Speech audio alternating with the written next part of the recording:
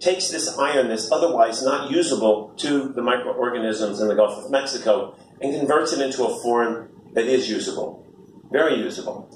In fact, one of the creatures that really loves this converted iron from trichodesmium is our very own Carina brevis.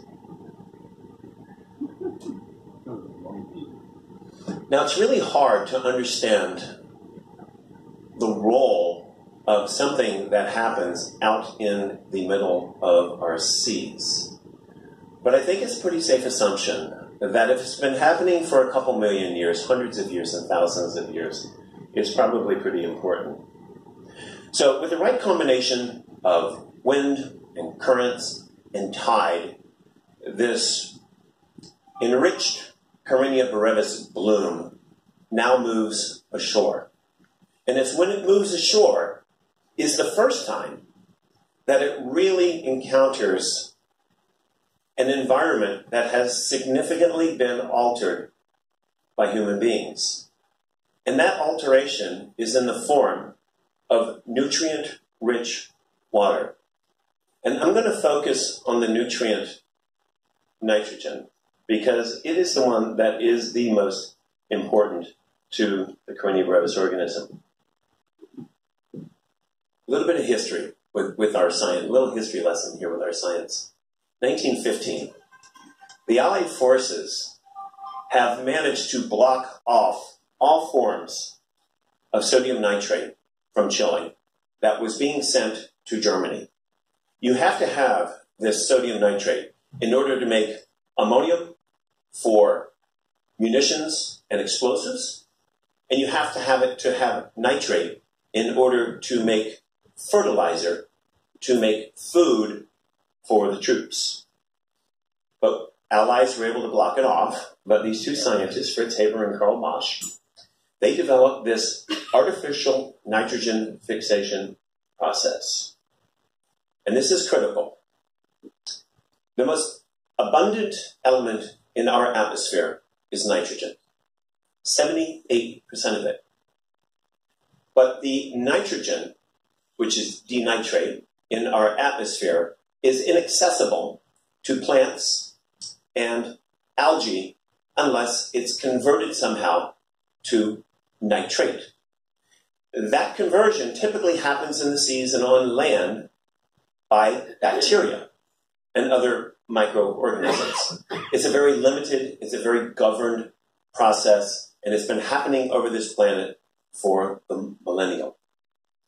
Haber-Bosch figured out how to unlock this code. Now they could take nitrogen from the air and turn it into liquid nitrogen, which was immediately accessible to plant tissue, both hardwood, softwood, and the algae. So I want to emphasize this again, because think about it. We had this natural nitrogen cycle on this planet for millennia. And it wasn't until this commercial process figured out how to take these locked denitrates, convert them into denitrogen, and convert them into nitrates for plants. It was used in commercial fertilizer, it was used agricultural practices, it was used in urban fertilizer, and it was also used in a lot of business and industries.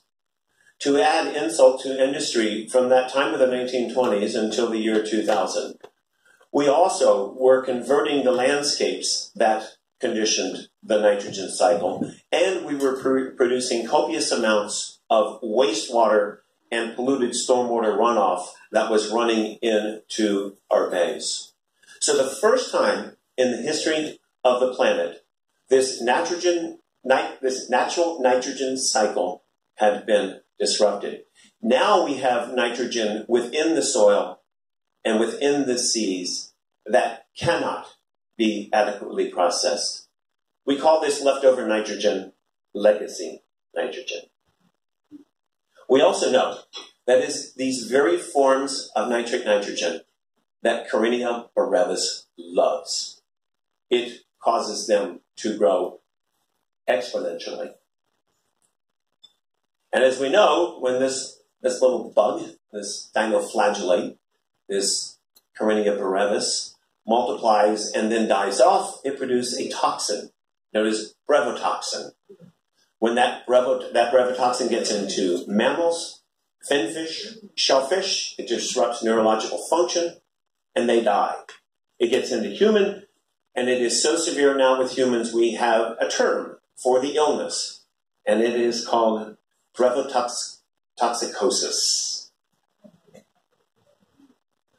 Scientists believe, and I say scientists believe, but we really don't need scientists or mathematicians for common sense. It's nice to have them. You know, I have a lot of scientist friends. Some people, every once in a while, all publish science, so I guess sometimes I'm even kind of a novice scientist. But the scientists believe that when these natural occurring red tide blooms come ashore and meet up with this abundant supply of favorable nitrogen, the blooms are more toxic, they're more intense, they cover a greater area of the sea, and they last for longer periods of time. So the result of this phenomenon is that we now have a human-induced toxic marine environment that has resulted in incredible loss of marine life, increased risk to human health, and a significant decrease to our economic activity. So, what do we do about it?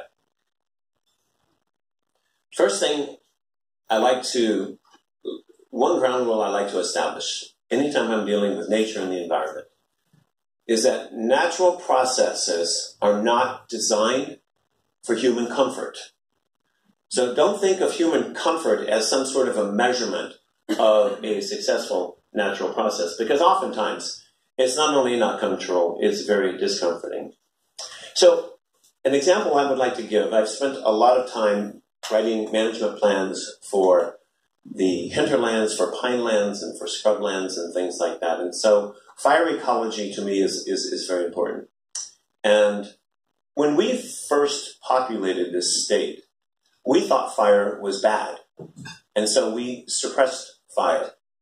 Sure enough, as soon as we suppressed fire, virtually all of the threatened and endangered species, much of the biota and the natural processes that were critical to Florida's health, diminished, died, or became extinct. And the same thing is true for natural processes in the sea. The trick is, though, that for red tide, we have no baseline data. We really don't know what the natural cycle was. We don't know how intense it naturally has been over the last 1,000 years, how many times it occurred per century. We just don't have that information. And so without that baseline information, it would be very difficult to control it in a natural way. But here's what we do have extraordinarily good scientific baseline data. And that is how much nitrogen humans are loading into our rivers, creeks, bays, estuary, and Gulf of Mexico. We can measure that in pounds. And there's a lot of good science and data to do that. We also know that the most effective way to impact nitrogen in our surface waters is to stop it from getting there in the first place. Not try to take it out once it's there, or try to treat it once it's there, but it's really cost effective to not let it get there in the first place. So I would suggest, in terms of what to do about it, our goal is returning the natural nitrogen cycle and natural nutrient levels that are going into our surface waters. And this will result into a red tide of a natural regime, which you can almost bet is going to be much less frequent, much less intense, covering shorter areas of our coastline and blinking out much faster than the 14 or 15 months red tide that we see today.